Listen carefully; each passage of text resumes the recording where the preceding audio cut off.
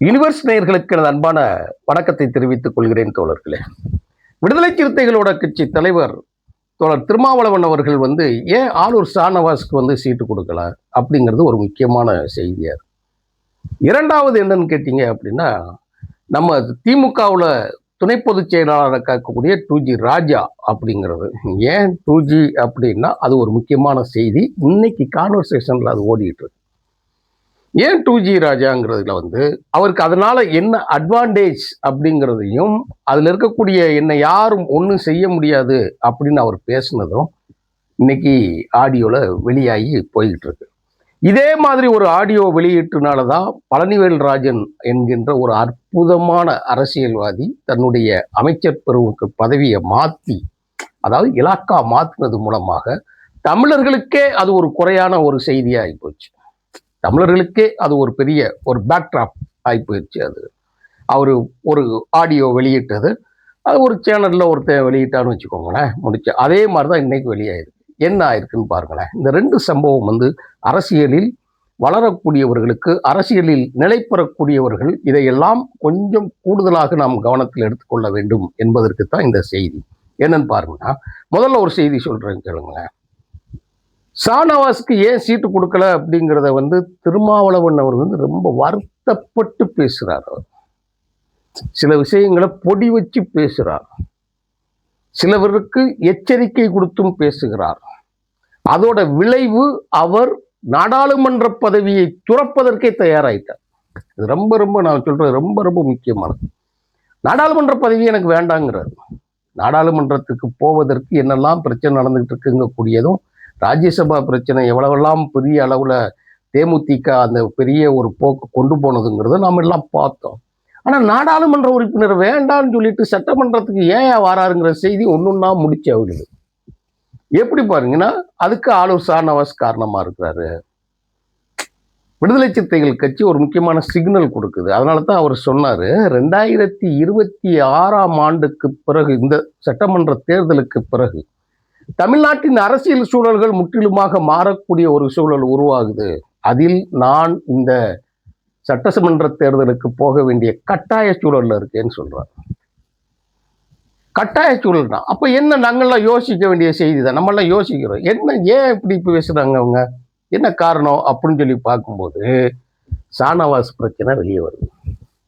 அது என்ன சொல்றாரு, மீண்டும் சொல்ல போனால் ரொம்ப அதிர்ச்சியா கூட இருக்கும். ஷாநவாஸ் செய்த தவறுகளை அப்படியே பட்டியல் போடுறார். அது மூலமாக அவருடைய இயக்க தோழர்கள் வெளியிடக்கூடிய செய்தி இருக்கு இல்லையா, அது பிரம்மாண்டமான செய்தியாகவும் வருத்தத்திற்குரிய செய்தியாகவும் அது வெளியே வருது. எப்படி வருதுன்னு கேட்டீங்கன்னு பாருங்களேன். முதல்ல நாகப்பட்டினம் தொகுதியை ஒரு பேச்சுவார்த்தை குழுவுக்கு போய் அனுப்பி எல்லாம் கேட்டு அனுப்பின பிறகு அந்த தொகுதியை நாகப்பட்டினத்துக்கு ஒதுக்காம ஜவாஹிருல்லா தோழருக்கு ஒதுக்கிட்டாங்க.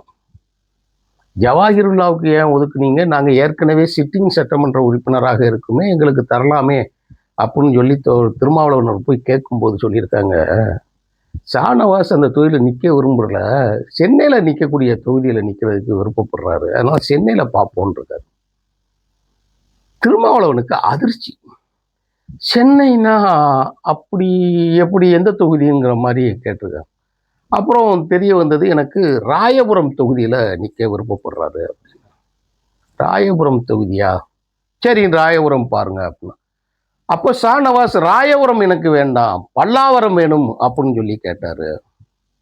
சரின்னு நான் பல்லாவரம், நல்லா கவனிச்சுக்கோங்க, ஒரு கட்சியோட தலைவர் தான் சொல்றாங்க, பல்லாவரம் பொண்ணு கேட்டேன்.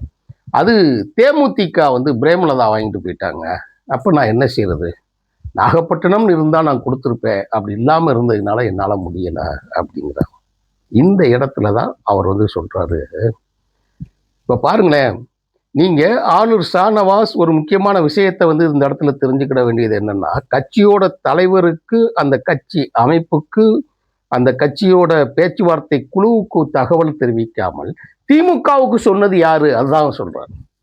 திமுக தலைமை சொல்லிதான் அவர் தொகுதி சென்னையில் மாற்றம் செய்ய விரும்புகிறார் என்பதையே ஒரு கட்சி தலைவரே தெரிந்து கொள்ள வேண்டியது என்று சொன்னால், உங்களுக்கு இந்த இயக்கத்தில் அடையாளம் கொடுத்தது யார்?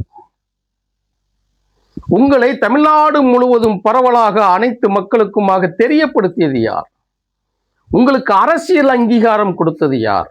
அதையெல்லாம் விடுத்து விட்டு நீங்கள் இன்று ஒரு கொடுக்கக்கூடிய இடத்தில் திராவிட முன்னேற்ற கழகம் இருக்கிறது என்பதற்காக எனக்கு இந்த சீட்டு வேணும்னு சொல்லி சொன்னீங்கன்னா உங்களை வளர்த்தெடுத்த கட்சியை நீங்கள் அவமானப்படுத்துகிறீர்கள் என்பதுதான் பொருள்படுகிறது. இதைத்தான் தோழர் திருமாவளவன் வந்து அண்டர்லைன் பண்ணி காட்டுறாரு. கட்சி கையை விட்டு போயிடக்கூடாது. இது வந்து கட்சி தலைமை யோசிக்க வேண்டிய விஷயம்தான். தான் இருக்கக்கூடிய கட்சிக்கு தகவல் தெரிவிக்காமல் அடுத்த கட்சியிலிருந்து நீங்க பெறுவதற்கு முயற்சி செய்கிறீர்கள் என்று சொன்னால் இந்த பிரச்சனை என்ன செய்வது? ஆனாலும் கட்சி தலைமை சொல்லுவதற்கு நாங்கள் கட்டுப்படுகிறோம், பின்னணியில் இருப்பதை நாங்கள் ஏற்றுக்கொள்வோம், அறம் அதுதான் ஆகும் என்று சொல்லிவிட்டு கடைசியில் ஆனால் வருத்தப்படுகிறேங்கிற மாதிரி செய்தியை சொன்னத அந்த கட்சியில் இருக்கக்கூடிய 2ஆம் கட்ட 3ஆம் கட்ட தலைவர்கள்லாம் எள்ளி நகையாடுவதை நீ வச்சுக்கணும். அந்தந்த தொகுதிக்கு பேசுறீங்க, தலித்து மக்களை பத்தி நீங்க பேசவில்லை அப்படிங்கிற ஒரு குற்றச்சாட்டு உங்கள் மேல் வந்து விட்டது. இப்போ முடிஞ்சிருச்சு, கம்ப்ளீட். இப்போ ஒரு கட்சி தலைமையோட ஒரு அங்கீகாரத்தை நீங்க இழக்கிறது மாதிரி ஆகிப்போச்சு. ஆனா எனக்கு தெரிய திருமாவளவன் அவர்கள் வந்து அவ்வளவு சீக்கிரம் வந்து யாரையும் புறம் தள்ள மாட்டார். அது ஏற்கனவே நம்ம ஆதவர்ஜினா பிரச்சனையில இருந்து எல்லாம் பார்த்து அவங்களா வெளியில போற வரைக்கும் தான் இருப்பாரே தவிர அவரை வெளியில இல்ல மாட்டார்.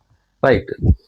2 நாக்கு சிலிக்கிறதுன்னா ராஜா 2G ராஜா அவர்கள் அவர் சொல்லியிருக்காரு, முதல்வர் ஸ்டாலின், நீங்க மற்ற கட்சிக்காரங்க விமர்சனம் பண்றதெல்லாம் பயங்கரமா பேசுறாங்க, பயங்கரமா சொல்றாங்க, ஸ்டாலினுக்கு ஒன்றும் தெரியாது, தன்னை எம்ஜிஆர் போல் நினைத்துக் கொள்கிறார் அப்படிங்கிற மாதிரியும் பேசியிருக்கிறார். அரசியல்ல வார்த்தைகள் வந்து சின்ன ஸ்லிப் ஆயிடுச்சுன்னா என்ன நடக்கும் அப்படிங்கிறதுக்கு பல்வேறு பெரிய அரசியல் கட்சி தலைவர்கள்லாம் அதில் விழுந்திருக்கிறாங்க. இன்று இணையங்கள் வந்த பிறகு என்ன ஆகிப்போச்சு அப்படின்னு கேட்டீங்கன்னா, அடுத்த செகண்ட் மக்களுக்கு போய் சேர்ந்துருது. ஒரு செய்தியை எடிட் பண்ணியோ ஒரு செய்தியை மறைக்கிறதுக்கோ அதை கட் பண்ணியோ போடுறதுக்கு முந்தி வந்து பேப்பர் செய்தி தான் இருக்கும். பேப்பர் மீன்ஸ் என்ன சொல்றீங்கன்னா, நாளிதழ்களில் வரக்கூடிய அச்சு ஊடகங்கள் இருக்குன்னா அதை திருத்தம் பண்ணிக்கிடுவாங்க வச்சுக்கிறோம். இப்போ காணொலி ஆகிப்போச்சு. காணொலியிலையும் எப்படி ஆகிப்போச்சு அப்படின்னா, தொலைக்காட்சிகளில் எடிட் பண்ணி போடக்கூடிய செய்திகளும் கட் ஆகி எல்லார் கையிலும் எல்லாம். இப்போ நானே இருக்கிறேன்னு வைங்களேன், நான் நினைக்கிற கருத்தை நானே பேசி நானே பதிவிட்டுக்கிறேன். எனக்கு அந்த வாய்ப்பு கொடுத்துருக்கு, அறிவியல் கொடுத்துருக்கு, விஞ்ஞானம் கொடுத்துருக்கு. அதுவும் இந்தியாவை பொறுத்த வரைக்கும், தமிழர்களை பொறுத்த வரைக்கும் அரசியல் எல்லாம் பேசுவதற்கான உரிமைகளை கொடுத்துருக்காங்க. யாருன்னு கேட்டீங்கன்னா, திராவிட இயக்க அரசியல் விழிப்புணர்ச்சியை கொடுத்துருக்குறாங்க.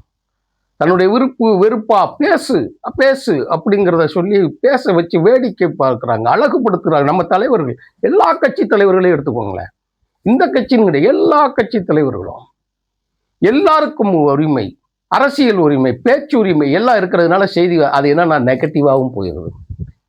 அதில் தான் ராஜா மாட்டிக்கிட்டார். யாரோ ஒருத்தர் ஒரு ரூமுக்குள்ள நம்பி பேசுறாரு, அதை சமாதானப்படுத்துறதுக்காக பேசுறதா எடுத்துக்கலாம். இனிமேல் என்னை யாரும் ஒன்றும் பண்ண முடியாது. நான் ஜெயிலிருந்து வெளியில் வந்த பிறகு நான் தான் ராஜா. என்னுடைய அறிவை யாரும் குறைச்சி மதிப்பிட முடியாது. என்னுடைய கம்யூனிட்டி எனக்கு பலங்கிறது. அவர் எஸ்சி சமுதாயத்தை சேர்ந்தவர், அதனால எஸ்சிபிஆர். அதனால அவர் சொல்றார், என்னுடைய கம்யூனிட்டி எனக்கு பலம் ஒரு பெரிய இருக்கு, நான் எழுதின புத்தகம் எனக்கு பெரிய இதாக இருக்கு, அதனால ஒன்றும் தெரியாது. ஸ்டாலினுக்கு என்ன இங்கிலீஷ் தெரியுமா, அவருக்கு என்ன பெரிய இதா, தன்னை எம்ஜிஆர் மாதிரி நினைச்சுக்கிறாரு, அதெல்லாம் ஒன்றும் செய்ய முடியுங்க, என்ன பண்ணிடுவாங்க. அப்போ என்ன யாரும் அசைக்க முடியாதுங்கிற பொருளை பேசி முடிச்சுட்டாரா, இனி என்ன நடக்குன்னு பார்க்கலாம், என்ன பிரச்சனை நடக்குன்னு பார்க்கலாம். அதை விட அழகிரி அவர்களோ ஒரு பொடி வைக்கிறாரு, என்னை யார் வந்து ஜெயிலில் பார்க்கல 2 மாதம், நீங்களாம் வந்து பார்த்தீங்களா அப்படின்னு சொல்லி கேட்குறாரு. அதில் எவனோ ஒருத்தர் சொல்கிறாப்புல, நான்லாம் வந்து ஏய் அரசியல் ரீதியாக வந்து பார்த்தாங்களா, கனிமொழியை கொண்டு வந்து ஜெயிலில் வச்ச பிறகுதான் எல்லாரும் வராங்க, அது வரைக்கும் என்னை வந்து யாரும் பார்க்கல. சொல்றது ராஜா சிக்கிக்கிட்டாரு, மாட்டிக்கிட்டாரு. அதனால தான் சிக்கிய ஷாநவாஸும் மாட்டிக்கொண்ட ராஜாவுங்கிறத தலைப்பாவை நான் போட்டிருக்கிறேன். யாகவாராயினும் நாகாக்க, நிதியமைச்சராக இருந்து இந்தியாவை திரும்பி பார்க்க வைத்து உலக அளவிலாக ஈர்ப்பு கொடுத்து தொழில்களை தமிழ்நாட்டிற்குள் இழுத்து ஜிடிபி எங்கேயோ கொண்டு போய் நிறுத்தக்கூடிய ஒரு பெரும் சாதனையை செய்த பிடிஆர் பழனிவேல்ராஜன் மாட்டிக்கிட்டாரு. சில விஷயங்களை நான் வெளிப்படையாக பேசுகிறேங்கிறது நம்பிக்கை தகமையா சில தகவல்களை சொல்லி போய் எல்லாரும் மன வருத்தத்துக்காகி இன்னைக்கு அது தமிழர்களுக்கே இழுக்காகிவிட்டது.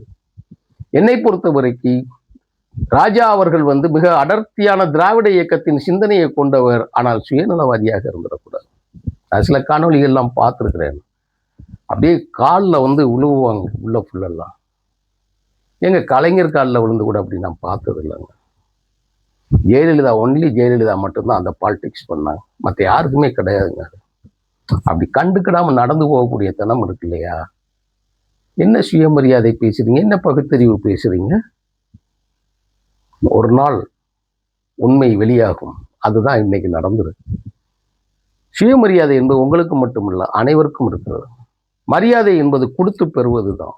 அரசியலில் அது அனைவருக்கும் பொருந்தும்.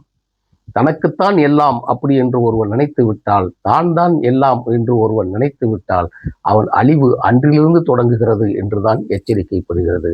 மிக தெளிவாக மேடைகள் கூடும் கொடுத்து, தொலைக்காட்சிகளில் கொடுத்து, இணையங்களில் பேசவிட்டு, நாடாளுமன்றத்தில் பேசவிட்டு, சட்டமன்றத்தில் பேசவிட்டு, அழகு பார்க்க தலைமைக்கு துரோகம் செய்த ஒருவர் மீண்டும் சிக்கிக் கொண்டார். அந்த சிக்கிய வரலாற்றின் விளைவுகள் இந்த தேர்தல் முடிவுக்கு பிறகு என்னவாக போகிறது என்று நமக்கு தெரியாது.